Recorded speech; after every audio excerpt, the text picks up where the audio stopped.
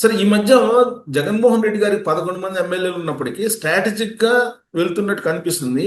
ఇప్పుడు పరకాల ప్రభాకర్ గారు తాజాగా ఈవీఎంలకు సంబంధించిన ఒక ఇష్యూ తీసుకొచ్చారు సార్. దీని వెనుక జగన్మోహన్ రెడ్డి గారు లేదంటే వైఎస్ఆర్ కాంగ్రెస్ పార్టీ ప్రమేయం లేకుండానే ఈ ఈవీఎంల ఇష్యూని ఢిల్లీ నుంచి ఆ వైర్ అనే దానికి ఒక వెబ్సైట్కి ఇచ్చి దాన్ని మళ్ళీ ఇక్కడ సాక్షి మీడియా ఫోకస్ చేయడం ఇవన్నీ చూస్తే ఏంటి ఇది ప్రజల్ని కించపరిచేలా కనపడుతుందా లేదంటే వాస్తవం ఉందా ఈవీఎంల్లో? ఇక్కడ రెండు ఉన్నాయి. ఒకటి పరకాల ప్రభాకర్, ఆయన డెఫినెట్గా వచ్చేసి మేధా వర్గానికి చెందినటువంటి వాడు, మంచి నాలెడ్జ్ ఉండే పర్సన్. తర్వాత ఆయన డబ్బులకు లొంగుతాడని నేను అనుకోవడం లేదు. కానీ ఆయన భావజాలం, ఆయన నమ్మిన దాన్ని ఎఫెక్టివ్ గా చెప్పే శక్తి ఉంది. ఆయన నమ్మినట్టుంది. ఇది వచ్చేసి ఆ యొక్క 5 గంటలకు ఎంత పర్సెంటేజీ, 8 గంటలకు ఎంత పర్సెంటేజీ, 11కి ఎంత పర్సెంటేజీ, 2కి ఎంత పర్సెంటేజీ అనే దాన్ని దృష్టిలో పెట్టుకొని ఆయన కన్విన్స్ అయినట్టుంది. ఆ యొక్క శాతం బట్టి ఆ నేపథ్యంలో ఆయన వచ్చేసి ఆ విధంగా రాశాడని నా అభిప్రాయం. కానీ నా అభిప్రాయం వచ్చేసి అది కరెక్ట్ కాదని నా అభిప్రాయం. ఆ పర్సెంటేజీ ఇష్యూనే కాదని నా అభిప్రాయం. ఎందుకంటే ఇప్పుడు ఇన్ఫర్మేషన్ పార్లమెంట్లోనే చూస్తున్నాం. పార్లమెంటులోనే ఓటింగ్ వచ్చేసి, నేను కూడా రాజ్యసభ సభ్యునిగా 6 ఏళ్ళు ఉన్నాను. మామూలుగా ఓటింగ్ అప్పుడు వచ్చేసి బటన్ ఉంటుంది మొత్తం. కానీ కొన్ని బటన్స్ వచ్చేసి పనిచేయవు. మళ్ళీ అప్పుడు వచ్చేసి పేపర్ ఇచ్చి మళ్ళీ పేపర్లో వచ్చేసి రాయించుకొని పోతారు బటన్ నొక్కినట్టు. ఈవెన్ అదే పరిస్థితి ఇప్పుడు కూడా మొన్న కూడా వచ్చేసి రాష్ట్ర విభజన సందర్భంగా కానీ మిగతా ఏ ఓటింగ్ అప్పుడు కూడా ఎలక్ట్రానిక్ ఓటింగ్ 100% ఫుల్ ప్రూఫ్గా లేదు. ఇప్పుడు ఇక్కడ లోక్సభలో రాజ్యసభలో లేదు. కాబట్టి మనము ఇన్ఫర్మేషన్ ఇప్పుడు ఒక మారుమూల కొండ ప్రాంతంలో ఉండే ఒక ప్రిసైడింగ్ ఆఫీసరు ఈయనుంటే ఢిల్లీలో ఉండే సిఇఓకి వచ్చేసి ఆ పోలింగ్ స్టేషన్ లో నీకు ఎంత పర్సెంటేజ్ పోల్ అయింది అనేది ఒక మారుమూల పల్లెల్లో ఒక కొండ ప్రాంతంలో ఉండేవాడు ఆడ వచ్చేసి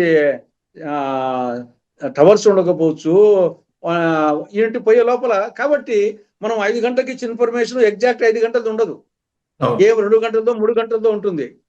కాబట్టి ఇక్కడ ఫైనల్ గా మనకు ప్రామాణికమేమి, ఇక్కడ 17C ఫామ్ మనకు 5 గంటలకు పోలింగ్ అయిపోయింది అనుకోండి. ప్రిసైడింగ్ ఆఫీసరు 17C ఫారం మీద ఒక 1000 ఓట్లు ఆ పోలింగ్ స్టేషన్ లో ఉంటే 800 ఓట్లు పోలింగ్ అనుకోండి. 5 గంటలకు అడికి అయిపోయింది పోలింగ్ అనుకోండి. అప్పుడు ప్రిసైడింగ్ ఆఫీసర్ వచ్చేసి 17C ఫామ్ మీద మొత్తం ఓట్లు 1000, పోలైన ఓట్లు 800. అది అందరి పోలింగ్ ఏజెంట్స్ కు, అన్ని పార్టీల పోలింగ్ ఏజెంట్స్ కు జిరాక్స్ కాపీ ఇస్తాడు. అది 5 గంటలకు పోలింగ్ అయిపోయిందా, 8 గంటలకు పోలింగ్ అయిపోయిందా, రాత్రి 2 గంటలకు పోలింగ్ అయిపోయిందా, పోలింగ్ అయిపోయిన తర్వాతనే దాన్ని 17C ఫామ్ వచ్చేసి ప్రిసైడింగ్ ఆఫీసరు పోలింగ్ ఏజెన్సీకి ఇస్తారు. ఇది ఈ సంఖ్యకు కౌంటింగ్ అప్పుడు సంఖ్యకు తేడా వస్తే అప్పుడు వచ్చేసి గోల్మాల్ జరిగింది అనుకోవచ్చు. ఇక్కడ 1000కి 800 17Cలో అందరూ ప్రిసైడింగ్ ఆఫీసర్ సంతకం పెట్టి ఇచ్చినాక తర్వాత ఈ ప్రిసైడింగ్ ఆఫీసరు డైరీ, ఈ యొక్క 17C ప్లస్ కంట్రోల్ యూనిట్, ఈ 3 స్ట్రాంగ్ రూమ్ కు పోతాయి. పోలింగ్ ఏజెంట్ కు 17C ఫామ్ ఇస్తారు. ప్రిసైడింగ్ ఆఫీసరు ఆయన diary, 17C form, control unit ఇవి స్ట్రాంగ్ రూమ్ కు పంపిస్తారు. స్ట్రాంగ్ రూమ్ నుండి కౌంటింగ్ రోజు అవి వస్తాయి. ఫస్ట్ వచ్చినప్పుడు కౌంటింగ్ ఏం చూస్తారు, ముందు 17C చూస్తారు. ప్రిసైడింగ్ ఆఫీసర్ ఏమైనా డైరీలో ఏమన్నా రిగ్గింగ్ అటువంటి రాస్తారని చెప్పి చూస్తారు. దాని తర్వాతనే ఇవి చూసిన తర్వాతనే అవి వచ్చిన తర్వాత అప్పుడు ఈ యొక్క 17Cలో ఉండే నంబర్కు ఆ నంబర్కు టాలీ కావాలి కదా. ఆ నంబర్ 800 బదులు 900 ఉంటే ఈ మధ్యలో గోల్మాల్ జరిగింది అనుకోవచ్చు. నీకు ఇది టాలీ అయినప్పుడు టాలీ కాకుండా అని అడుగుతాడు కదా. వచ్చేసి కౌంటింగ్ ఏజెంట్ వచ్చేసి రేపు వచ్చేసి నాకు ఇచ్చిన 17C ఫామ్ లో వచ్చేసి ఈ యొక్క పలాని వెంపలలో 24వ బూత్ లో 800 ఓట్లు పోలేనాయి, ఇక్కడ 900 వచ్చినాయంటే గోల్మాల్ జరిగింది అనుకోవచ్చు. ఆడ 800 700 అన్నప్పుడు ఇంకా నీకు వచ్చేసి అది 2 గంటలకు ముగిసిందా, 11కు ముగిసిందా, 8కి ముగిసిందా, 5కి ముగిసిందా, దాంతో ఏం సంబంధం అంట?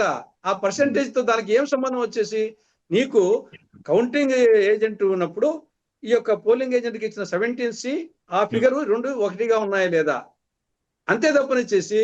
కాబట్టి నేను పరకాల ప్రభాకర్ గారి ఆర్గ్యుమెంటు, దానికి మిగతా వాళ్ళు కొందరు సపోర్ట్ చేసే వాళ్ళు, నేను దాన్ని వచ్చేసి అది అన్నెసరీ రచ్చ తప్పనిచ్చేసి దాంట్లో ఏమాత్రం వచ్చేసి ఇన్ని గంటకి నిమిషానికి ఇన్ని ఓట్లు పోతే ఇన్ని ఓట్లు పోనేనయా, ఇది ఆ ఇన్ఫర్మేషన్ సమాచారం వచ్చేసి ఎగ్జాక్ట్ సమాచారం కాదు. 5 కానీ గంటలకు వచ్చిన సమాచారం 5 అవును గంటలది కాదు, ఏ 2 గంటలదో 3 గంటలదో, అది కూడా అవును కొన్ని వచ్చింటాయి కొన్ని వచ్చిండవు. ఇది వచ్చేసి ఇప్పుడు మనకు బడ్జెట్ లోనే budget estimates, revise estimates, actuals 3 ఉంటాయి. మనకు అవును బడ్జెట్ ఎస్టిమేట్సే మనకు అవును బడ్జెట్ ఎస్టిమేట్ ఆటోమేటిక్ గా వచ్చేసి రాదు, రివైజ్ ఎస్టిమేట్ ఉంటది. మళ్ళీ అది ఉమ్. కూడా యాక్చువల్ గా ఉండదు, అలా యాక్చువల్స్ వేరుగా ఉంటాయి.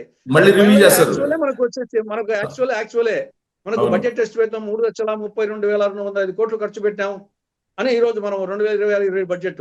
కానీ రివైజ్ ఎస్టిమేట్ లో అది 50,000 కోట్లు 60,000 కోట్లు తగ్గి ఉంటది. అవును దానికంటే ఇంకా యాక్చువల్ వచ్చేసి ఇంకా తగ్గి ఉంటది. సేమ్ ఇది కూడా వచ్చేసి ఆ పోలింగ్ పర్సెంటేజ్ అది 68% 5 గంటలకు వచ్చింది. అది వచ్చేసి ఎగ్జాక్ట్ గా యాక్చువల్ ఏం కాదు. కాబట్టి మనము 2024 మే 17వ తారీఖుని చెప్పిన ఫిగరే యాక్చువల్ ఫిగర్. దీంట్లో అవును వచ్చేసి తప్పులు ఉంటే కనుక డెఫినెట్ గా కౌంటింగ్ ఏజెంట్ లో 17C కి కౌంటింగ్ ఏజెంట్ లో ఫిగర్ కు తేడా రావాలి. కాబట్టి అవును ఇక్కడల్లా ఫిగర్ కు వచ్చేసి దానికి సంబంధమే లేదు. ఎక్కడ కొంచెం డౌట్ ఉంటుంటే ఆడ 800 ఈడ 800. ఈ 800 ఓట్లలో ఒక వ్యక్తికి ఓటు వేసిన ఓటు ఇంకో వ్యక్తికి ఏమైనా పడుతుందా అనేది మనకు తెలియదు. అది అంతవరకే మనము అది వీళ్ళు అదని చెప్పడం లేదు. పరకాల ప్రభాకర్ దాని గురించి మాట్లాడడంలే. అవును మొత్తం 52 లక్షల ఓట్లు ఎక్స్ట్రా పన్నాయంటారు. 52 అవును లక్షల ఓట్లు ఎక్స్ట్రా సార్. పడితే మీ పోలింగ్ ఏజెంట్స్ ఏం చేస్తున్నారు? మీ పోలింగ్ అది ఏజెంట్స్ లేరా? అది వైసీపీ వాళ్ళు 17C పోలింగ్ లేదా? ఏజెంట్ ఉన్నారు కదా, వైసీపీ అరే వాళ్ళు బ్రహ్మాండంగా అధికారంలో ఉన్నారు, ఆ, జబర్దస్తిగా ఉన్నారు, వచ్చేసి అవును కౌంటింగ్ ఏజెంట్స్ గా ఉన్నారు, పోలింగ్ ఏజెంట్స్ గా. కాబట్టి 17C ఫామ్ అది ప్రామాణికం తప్ప నీ పోలింగ్ ఏజెంట్ నీ కౌంటింగ్ ఏజెంట్ 17C ఇది ప్రామాణికం. మీ అవును టెక్నికల్ గా ఈవీఎం లో గోల్మాల్ చేయొచ్చు అనేది టోటల్ ఫిగర్ కార్డ్ చేయలేరు. మిగతాది కూడా చేస్తారో లేదో నాకు తెలియదు. ఇప్పుడు సపోజ్ కానీ ఇక్కడ ఉమ్, జగన్మోహన్ రెడ్డికి వేసిన ఓటు బీటెక్ రవికి ఏమైనా పోతుందా, లేకుంటే మా క్యాండిడేట్కి ఏమైనా వస్తుందా, లేకుంటే బీజేపీకి పోతుందా అనేది మనం చెప్పలేం. కానీ ఓట్లు ఏమొచ్చేసి ఇక్కడ ప్రతి బూత్ లో 750 800 70 ఉమ్, పోలు మూసేసరికి 70C ఫామ్లు ఏమి ఇచ్చినాము అదే ఉన్నాయి కౌంటింగ్ ఏజెంట్ లో కౌంటింగ్ హాల్లో కూడా. అవును కాబట్టి ఈ శాతం అనేది అది ఒక దాన్ని పెట్టుకొని ఒక కన్ఫ్యూజ్ క్రియేట్ చేశారు. కానీ దాంట్లో నాకు ఏమాత్రం వచ్చేసి 1% కూడా దాంట్లో ఆధారం లేదు. దాన్ని ఏదో జగన్ పార్టీ వాళ్ళు వచ్చేసి దొరికింది కదా, ఒక మేధావి దొరికాడు పరకాల ప్రభాకరు కొద్దిగా దాన్ని ఈ రోజు పేపర్ అంతా వచ్చిన పేజీ అంతా అదే మొత్తం అవును ఎన్ని గంటలకు కానీ రాసింది. ఆ? కానీ సార్ పరకాల ప్రభాకర్ గారు రైట్ చేసిన పాయింట్స్ లో 2019లో కూడా ఇదే జరిగింది. పర్సంటేజ్ కరెక్ట్ గా 5 గంటలకు అదే రోజు ఎగ్జాక్ట్ గా రాదు మీరు చెప్పినట్టు. రావు రావు 2019లో 151 వచ్చినాయి కదా వైసీపీకి, అలాగే ఇప్పుడు 164 వచ్చినాయి కూటమికి. 164 ఎట్లా వస్తాయి అని చెప్పి ప్రశ్న చేస్తారు, 151 వచ్చినప్పుడు ప్రశ్న చేయట్లా. ఈవెన్ ఆ విధంగా అనుకుంటే తమిళనాడులో 234, 91లో జయలలిత ఓడిపోయింది. 91 96లో 96 జయలలిత ఓడిపోయింది. ఏడీఎంకి వచ్చేయండి 4, ఏడీఎంకేకు 4, దాంట్లో జయలలిత కూడా ఓడిపోయింది, 4 వచ్చినాయి. కానీ నెక్స్ట్ ఎలక్షన్ లో మొత్తం వచ్చేసి దాదాపు 90% సీట్లు వచ్చినాయి. కాబట్టి అది ఇవన్నీ ఎలక్షన్స్ లో గ్రాడ్యువల్ గా పెరగాలని ఏం లేదు. ఇవి మ్యుటేషన్స్. ఒకసారి వచ్చేసి 2 సీట్లు వచ్చిన బీజేపీ 303కి ఎట్లా పోయింది. అదేవిధంగా రాహుల్ గాంధీకి 1980 రాహుల్ గాంధీ ప్రధానమంత్రి 84లో ఎన్ని వచ్చినాయి? 414 సీట్లు వచ్చినాయి. 89 కల్లా పార్టీ దిగిపోయింది. 84లో ఇంతవరకు భారతదేశ చరిత్రలో 414 హైయెస్ట్ వచ్చింది. కానీ 89 కల్లా పార్టీ ఓడిపోయింది.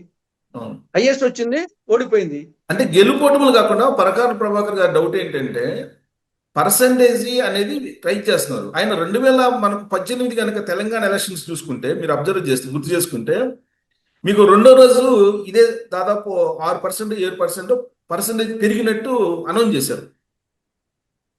అలాగే 2019లో కూడా జరిగింది ఆంధ్రప్రదేశ్లో. పర్సంటేజ్ పెరగడం అనేది రెండో రోజు మూడో రోజు అఫీషియల్ పర్సంటేజ్ అనేది అనౌన్స్ చేస్తారు. ఇప్పుడు 2024లో అనౌన్స్ చేసిన దాన్ని ఆయన తప్పుపడుతున్నారు.